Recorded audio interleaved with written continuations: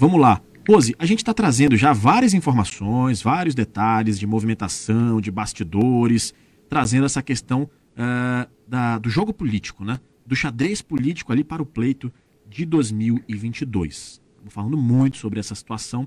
E agora, a gente tem inclusive em rede nacional as repercussões e até, digamos assim, apostas, digamos dessa maneira, de alguns grandes veículos. O jornal Folha de São Paulo, por exemplo, tem falado de uma possível candidatura ao governo do estado de um nome forte do PL aqui no estado do Amazonas. E a gente sabe, a gente tem comentado já que o nome forte do PL neste momento é o deputado Marcelo Ramos, que é o vice-presidente da Câmara Federal.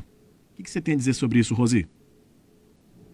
É uma informação que precisa ser registrada. Afinal de contas, a gente está tratando e observando cada passo a construção e a desconstrução de alguns nomes e palanques para as eleições de 2022. Essa matéria da Folha de São Paulo, ela trata sobre várias possibilidades no campo das construções das candidaturas de esquerda, de centro e de direita. Ela foi publicada na segunda-feira, salvo engano. E aí, neste contexto, ela fala de como o PL deve se conduzir nas eleições para o ano que vem. Diz que aí a prioridade deles é lançar a reeleição, reeleger o governador do Rio de Janeiro, né, o Cláudio Castro.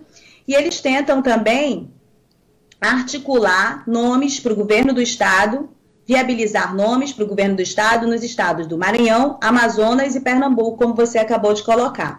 O nome do Amazonas, que obviamente vem mais rapidamente à nossa cabeça em relação às possibilidades do nome de maior musculatura hoje do PL, é o Marcelo Ramos. Isso vem automaticamente na nossa cabeça. Não seria a possibilidade do PL.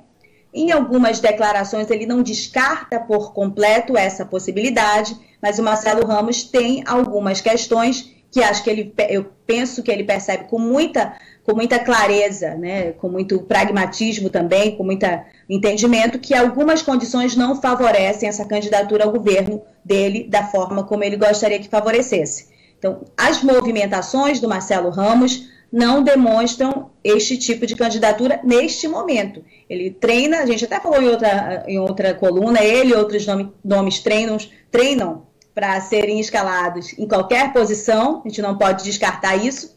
No entanto, o contexto político favorece outro tipo de disputa para o Marcelo Ramos, no caso, o deputado federal. Por que a gente fala isso, Rafael?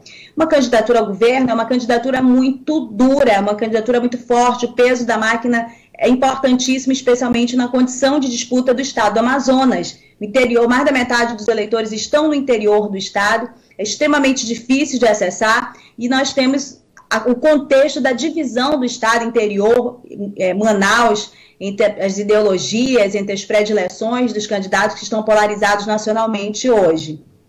Essas máquinas, tanto a federal, a estadual e a municipal, hoje elas não apontam na direção da candidatura de Marcelo Ramos, elas apontam em outras direções, em outros tipos de construções.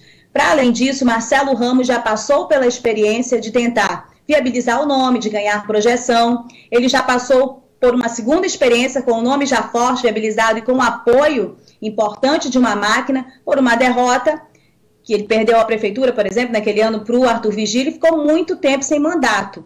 Essa experiência ele já teve. Hoje ele tem um espaço de grande destaque na Câmara dos Deputados, ele tem articulações, ele é o vice-presidente da Câmara e o grupo dele, e dentro do PL também, é o grande destaque do PL, o PL é a terceira bancada do país, do Congresso, participa de importantes decisões para o país, e o PL tem como grande destaque o nome do Marcelo Ramos. O nome dele, portanto, se projeta, e assim o grupo dele vê, com grandes possibilidades de alcançar ainda mais espaços de poder e de articulação no Congresso Nacional. Abrir mão de tudo isso para se lançar a candidata ao governo com risco de perder, por não ter essa conjuntura favorável,